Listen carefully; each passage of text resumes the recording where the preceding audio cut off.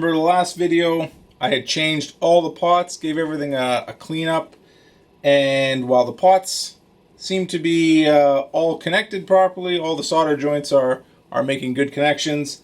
As soon as I turned it on, probably within 5-10 seconds, the main fuse blew out.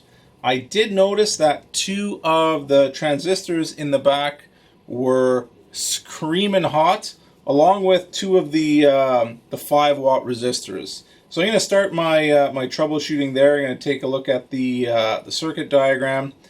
Either the transistors are bad, or something further up the line is causing them, at least it seems to be causing them to dump current through the 5-watt resistors. And I'm thinking that's what's blowing the fuse, so I'm going to break out the Huntron and hook that up and do some troubleshooting. Hopefully we can find the culprit pretty quickly. So let's get started.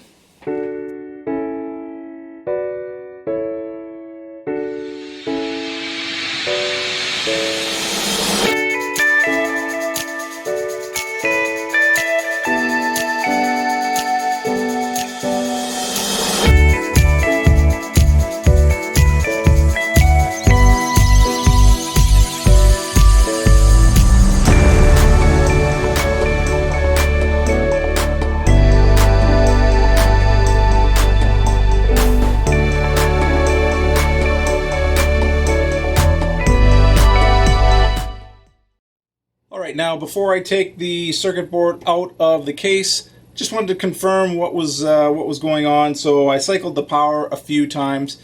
You want to be very careful when you do this. There are some incredibly high voltages and potentially high currents in amplifiers. But cycled the power, and sure enough, the 5-watt resistor R112 and R115 were getting extremely hot. I checked the circuit diagram, and those correspond to transistors Q11 and Q14. Sure enough, they were also heating up a lot. They were really, really hot. So I'm going to start with those 2 transistors. Those are Darlington transistors, which are essentially 2 transistors linked together. I'm going to test them on the tracker. Now, the Huntron uses sinusoidal signal, which we can use to forward and reverse bias these Darlington transistors. Basically, we just probe the base collector base, and collector emitters, and compare what we get on the screen to what's in the manual. And if we find one that doesn't match, we will swap it out. The trackers they're really good for in-circuit diagnostics. I'm not going to go through how it works. It obviously uses test signals, but if you go on their website, Huntron Tracker, you can download the first few pages of their manual, and the introduction on their manual gives a very good description of how they work and how they're used to test circuits. They are unfortunately pretty expensive, but I am fortunate enough to know somebody who will lend me one. They are quite pricey on even on eBay. Even if you get a really old one, while microprocessors and things continue to evolve, the basic circuit components don't. They've remained pretty constant. So you can get an old tracker and be perfectly. It'll work perfectly fine for diagnosing any electronic problems. Anyway, gonna get this thing hooked up and do some testing.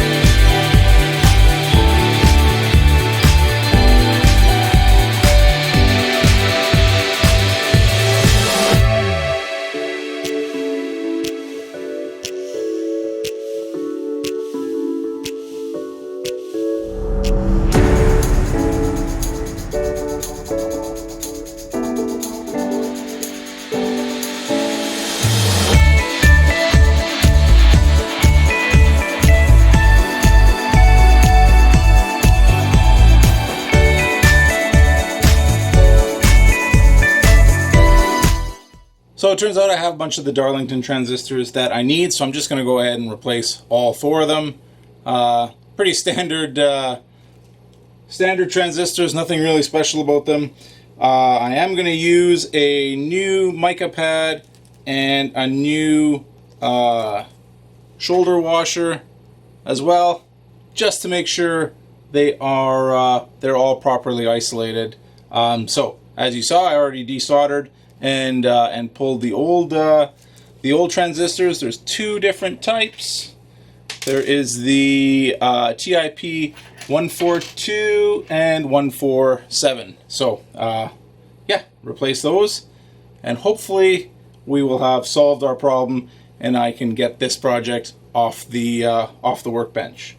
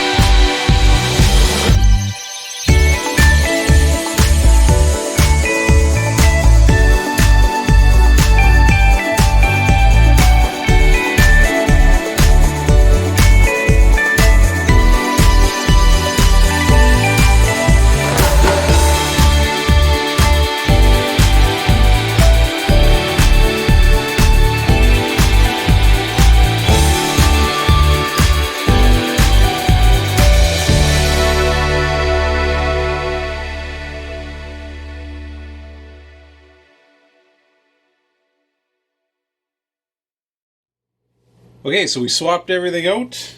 I'm just going to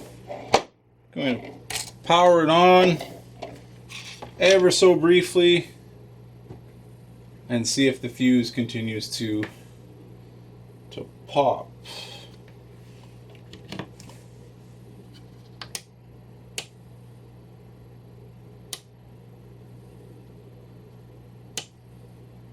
Okay. Well, it seems to be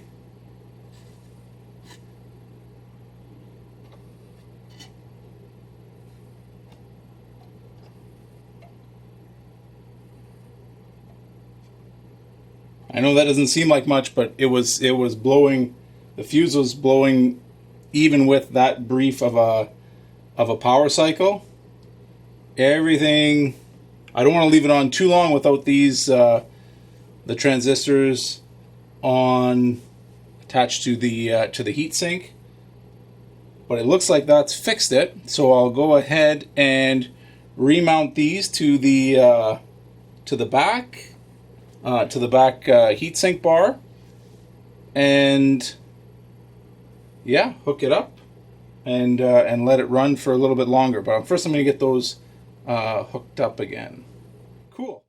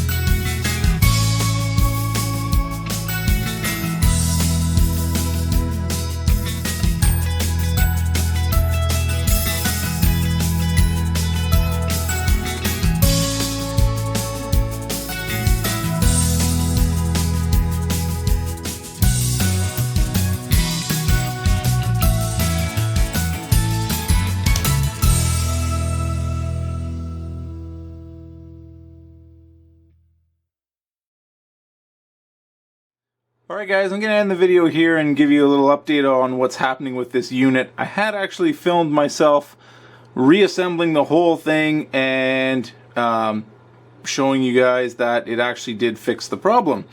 However, unfortunately, after a couple minutes of testing, the unit failed again.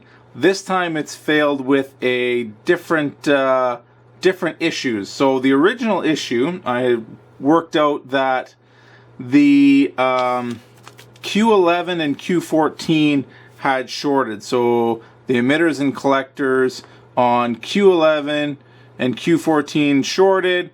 There's R15, R115, and R12. Basically what happened was there was a short circuit from plus 40 all the way down to minus 40, which was blowing the fuse. Okay, so here's the power transistors that I took out. The TIP 147s are on the top, the 142s are on the bottom. For this problem, you really you don't need a Huntron. You just need a good you just need a multimeter. If you check the emitter collectors, 2 mega ohms on that one, and on the other TIP 142 short circuited on the emitter collectors. Similarly on the 147. Come on. Oh, one's an NPN, the other one's a PNP.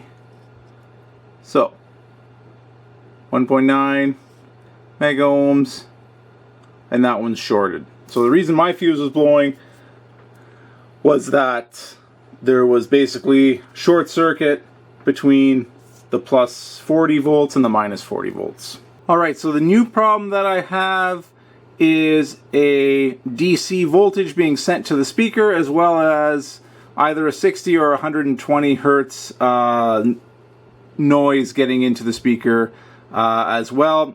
Again, I've just run into this problem, so I haven't done too many diagnostics on it.